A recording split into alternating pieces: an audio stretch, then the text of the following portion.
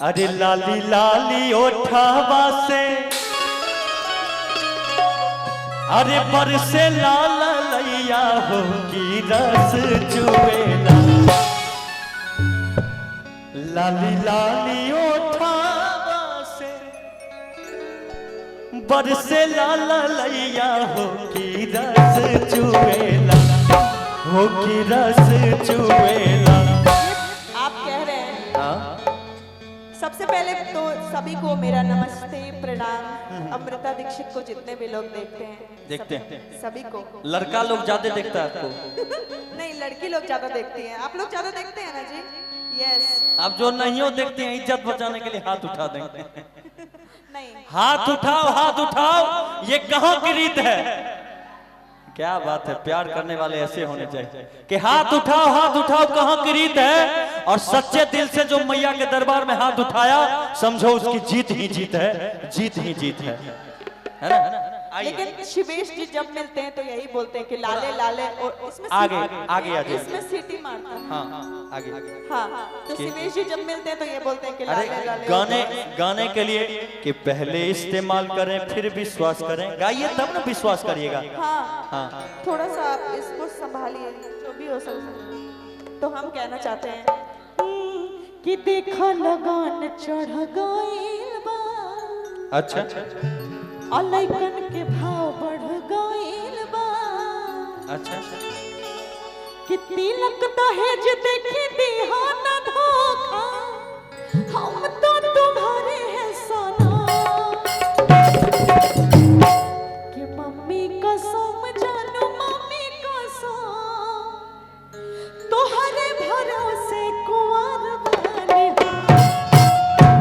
कि मम्मी कसम जानू मम्मी कसम, उधर देखिए कि तोहरे भरोसे कुंवर बने हो। हमारे मुकेश भैया के भाई रितेश जी चश्मा उस्मा लगा के आए हैं। अंदर से क्या देख रहे हैं पता है? कि आंख का देखावा तारा चश्मा के फाड़ के,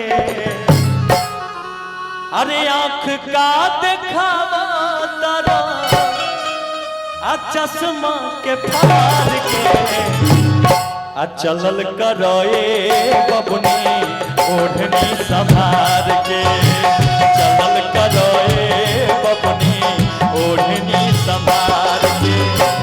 लड़का लोग देखी है ना,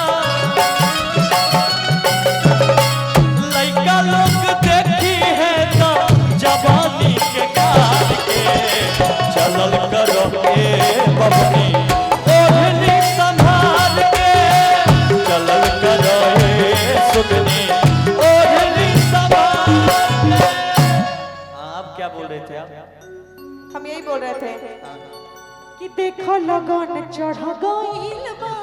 अच्छा, कुछ ही दिन में लगन चढ़ने वाला है। अभी सब लोग को, जितने लोग हैं कुंवारे बैठे हैं, सबके लिए कि लइकन के भाव बढ़ गइल बा।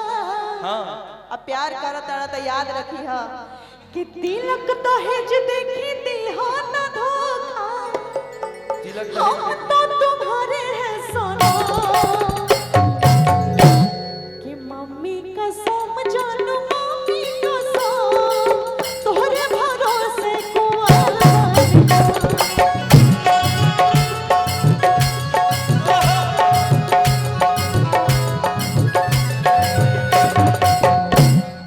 कि लाली लाली ओठावा से बरसे लाल लैया हो की रस चुएला, हो की रस चुएला। जैसे आमावा के मोजारा से रस चुएला, हो की रस चुएला। जैसे आमावा के मोजारा से रस चुएला, हो की रस चुएला।